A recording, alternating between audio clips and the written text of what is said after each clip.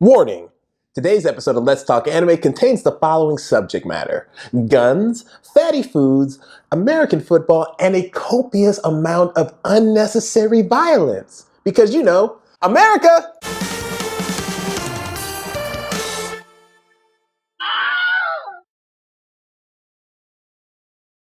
Welcome back to Let's Talk Anime. I'm Derangerous, and, I watch a lot of fucking anime. Seriously, I watch a lot. So much so that there is one trope that constantly keeps getting referenced: girls getting half naked. Oh, and America. It's always unique to see how America is portrayed in different anime series, because each series has their own method and way on how they want to portray America. Sometimes it can be super subtle, or sometimes it can be hella stereotypical. So I thought, hey, we're gonna do a top 10 list, but not just any top 10 list. We're going to do the top 10 references to America in anime. But before we begin, a few things need to be known. One, quick disclaimer: my opinion, not yours. Deal with it, okay? Okay. Second, this list is going to work a little different. You see, numbers 10 to 6 are going to be the most subtle references. Maybe it takes place in America, or, oh yeah, that character references America and what they do. Then, numbers 5 to 1 are going to be the extreme references to the point where it's pretty much stereotypical. So, sit back, relax, prepare to write down some angry comment because I did not include your favorite reference, and prepare to laugh, as we will be talking about the top 10 references to America in anime. With no further ado, let's begin. At number 10. Thinking about the most subtle reference to America in an anime, I would have to go with Soul Eater as a whole. Now, you're probably wondering right now, but Derangerous, what does Soul Eater have to do with America? I can actually answer that for you. For starters, let's look at people like Maka Allbarn, who's American, or Liz and Patty Thompson, who are confirmed to be from New York City. And check this out, the DWMA, also known as the Death Weapon Meister Academy, is located in Death City, okay?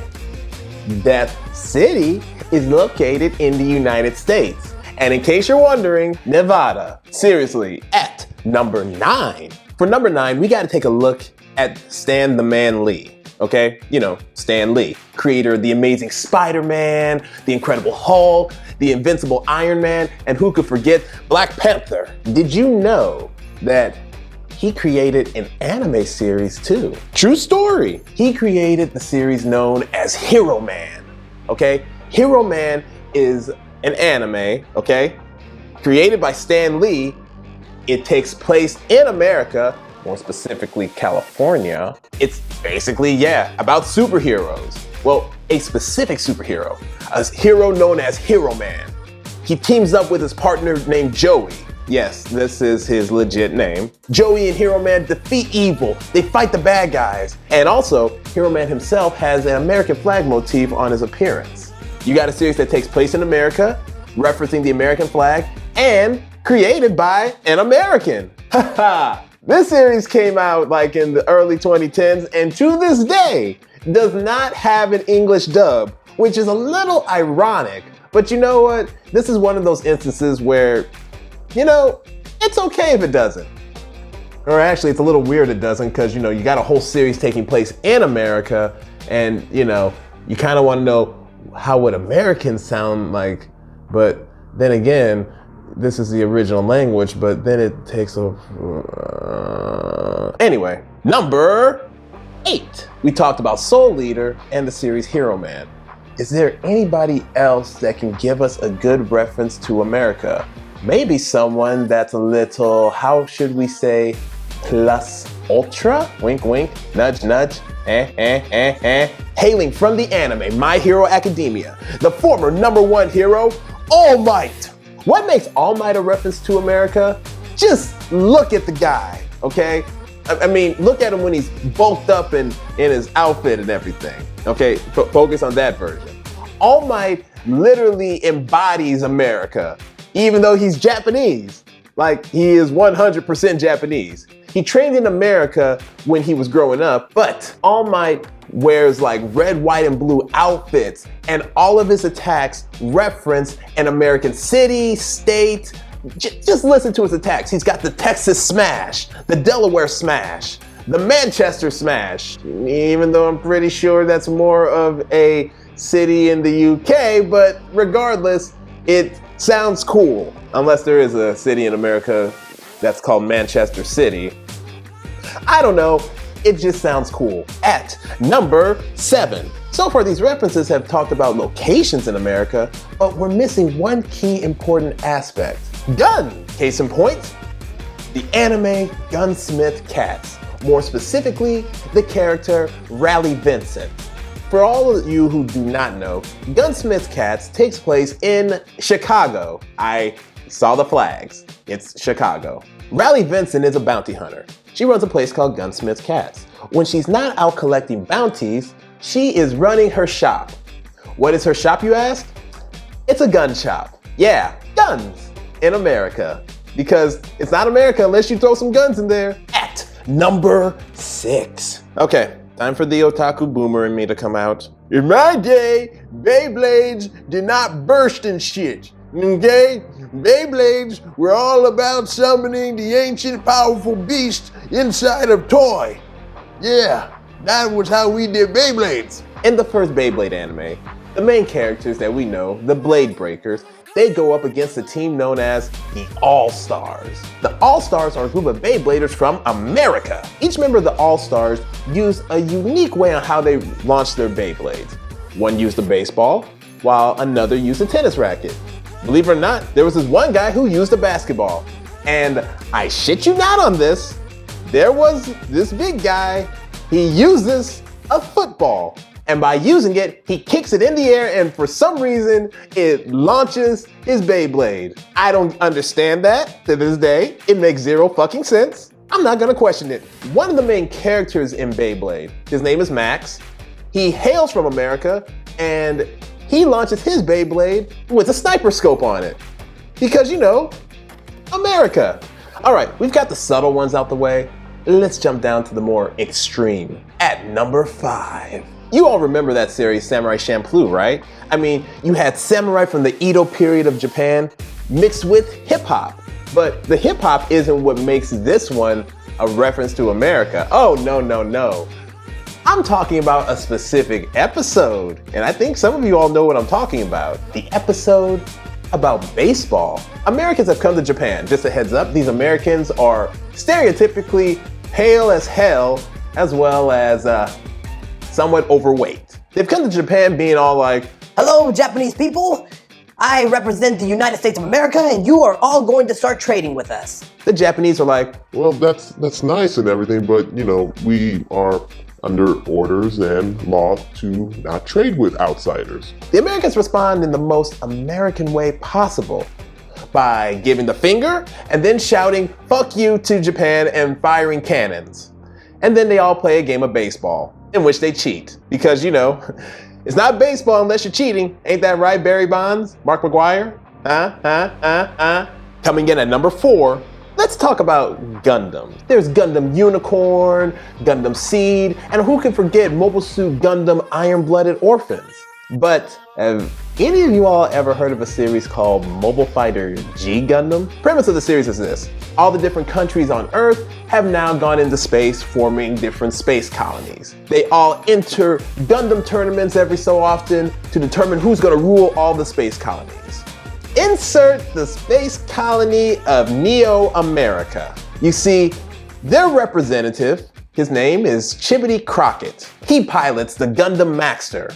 What is the Gundam Maxter, you ask? Well, it is a football player that boxes, rides a surfboard, and has cowboy-style guns. Seriously, does Japan think we're all gun crazy?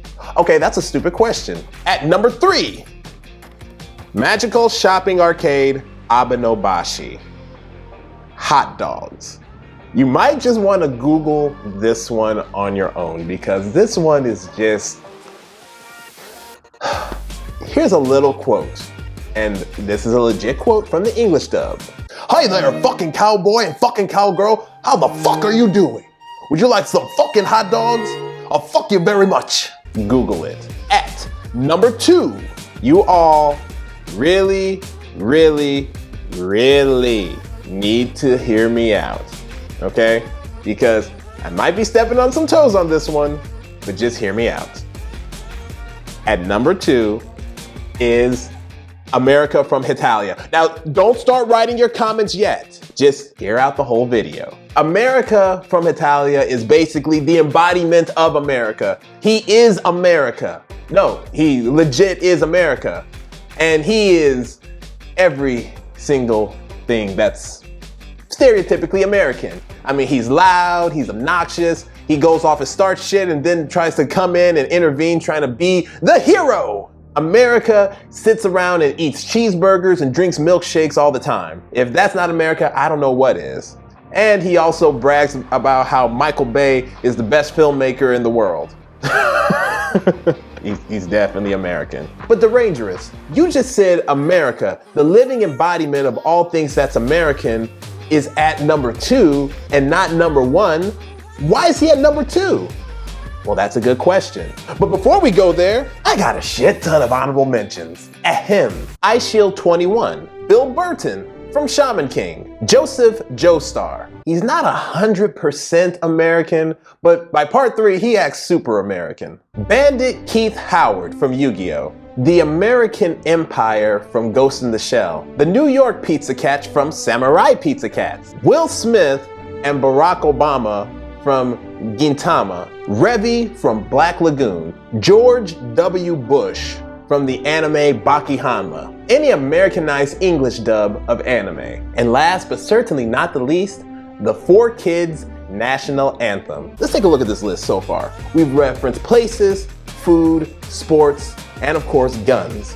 But it's missing that last thing that makes this a gigantic reference to America, the fucking police. I want to introduce you all to an anime series called Mad Bull 34. It is an anime about the police, but not just any police, extreme policeism. You've got this one police officer. His name is John Estes, nicknamed Sleepy. He's known as Mad Bull, and Mad Bull is putting it lightly.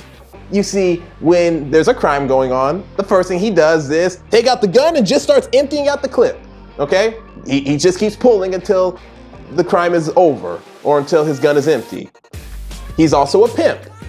He also uses extreme methods for fighting crimes. Like, for example, there is one episode where, and I am not making this up, it is a legit thing, he goes to a stakeout, did not bring a gun, and instead pulls his pants down and reveals he tied a whole bunch of grenades onto his crotch.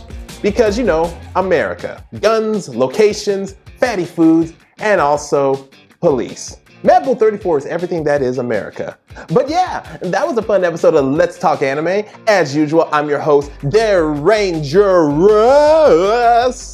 If you like this episode, do me a huge favor and like, comment, subscribe. And if you're on YouTube, hit the bell icon. That way you can get notifications for when we do new episodes.